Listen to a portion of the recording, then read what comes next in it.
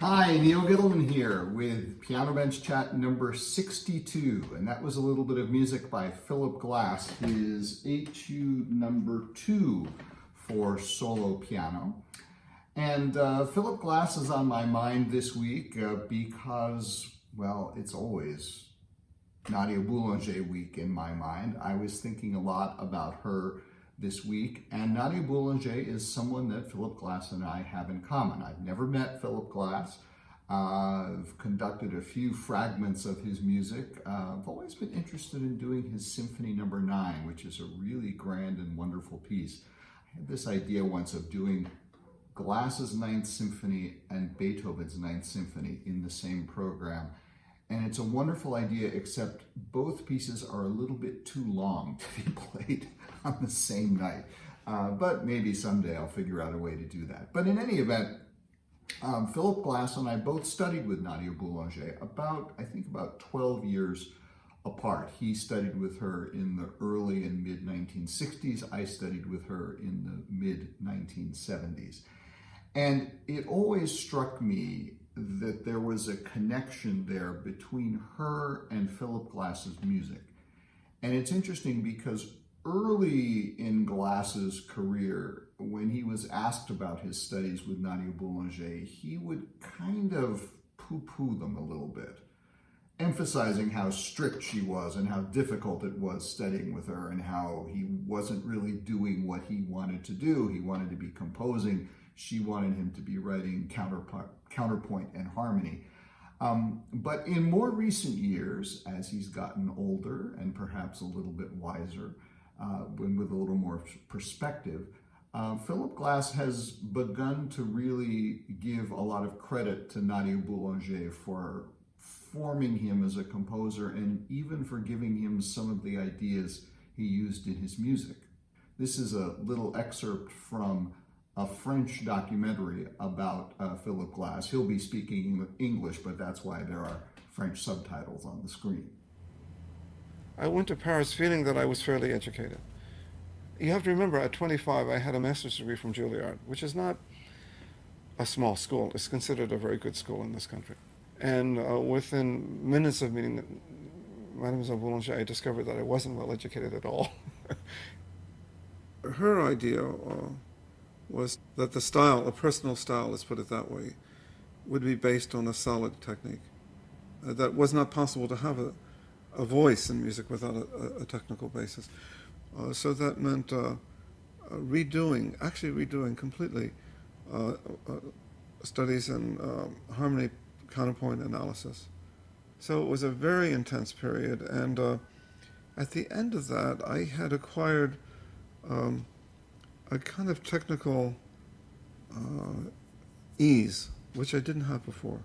I would say that there hasn't been any music I've written that has not, since that time, that was not influenced by that. And that little etude excerpt that I played you at the beginning of the Piano Bench Chat, I think shows one of the actual literal connections between Philip Glass's composition and Nadia Boulanger's pedagogy. Over the past few weeks, I've talked a lot about the sheets and the patterns that Mademoiselle Boulanger wanted her students to learn, about the cadence patterns for the triads and for the dominant sevenths and the diminished sevenths. There were some other things that Nadia Boulanger did with her students. They didn't quite make it into the sheets, but they were something that we would do in her classes. And they were, again, exercises about how to master the chords. And I'm going to focus in on one in particular that was actually one of her favorites. And it was an exercise that had to do with another kind of seventh chord called the major seventh. It's a pretty chord. And again, it's called a seventh chord because the interval that it outlines is 1, 2, 3, 4, 5, 6, 7 notes. So you have the root of the chord, the third, the fifth, and the seventh. Now, all chords, and again, we're getting into the weeds here, but I hope it's not too boring for you. All chords can appear in different forms depending on which note is the lowest. So in the what's called root position, in this case C, E, G, B flat, the lowest note C is in the bass. You can also voice that chord so the third, the E, is in the bass, and you get a different pattern. You can voice it so the fifth is in the bass, and yet another pattern, or you can voice it so the seventh is in the bass, like that.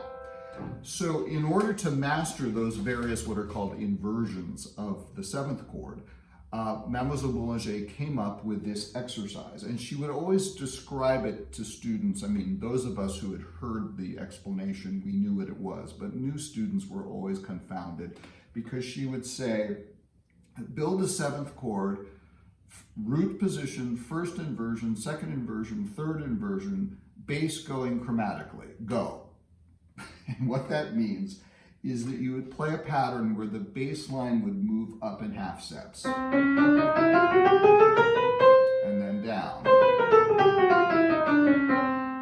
And on each note, you would build in this case, a major seventh chord. So on C in root position, on C sharp in first inversion, on D, second inversion, on D sharp, third inversion, and then again you repeat on E, root position, first inversion, second inversion, third inversion, root position, first inversion, second inversion, third, and then you're there. And she always thought that was an interesting pattern, but then she would always say, when you go down, then it becomes wonderful. It almost sounds like music, she would say. And indeed it does. This is root position, third inversion. I'll just let it play so you can hear the pattern.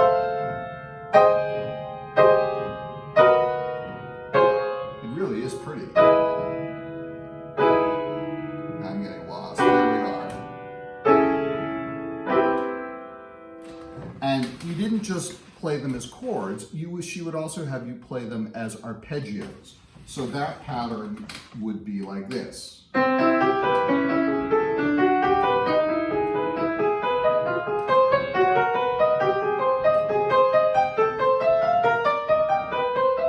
then going down, whoops, wrong note.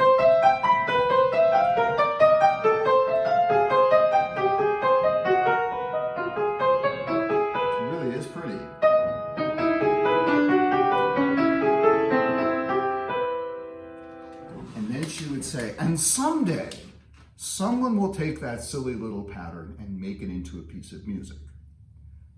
And I remember sitting there once, having already heard some music of Philip Glass, including pieces like this. This is a little excerpt of his Dance No. 1.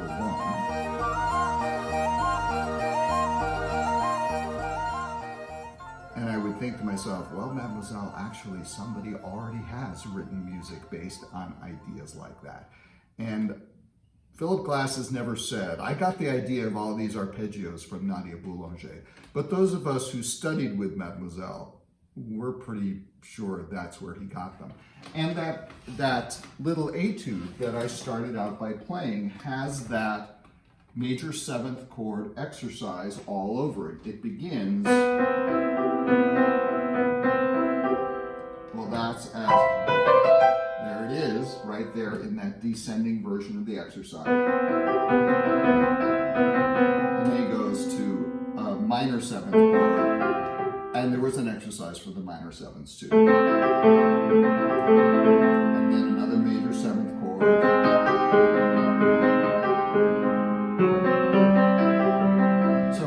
Exactly the pattern that Mademoiselle had us learning in class, but I think it was informed by it. And when I turned the page in the Glass piano etudes, lovely little cover, isn't it? And got to that page, I thought, oh yeah, there's Mademoiselle Boulanger and her major seventh chord exercise. And I actually, in really one of the very last pieces of music that I actually wrote, I thought, well, I should do that too, using that major seventh exercise that she loved so much. It was in music that I was writing as the soundtrack to a documentary film that my uncle Len Gittleman was making.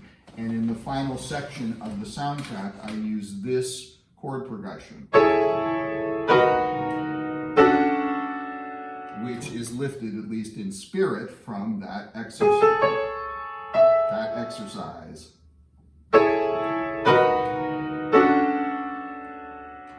So you see, it all connects.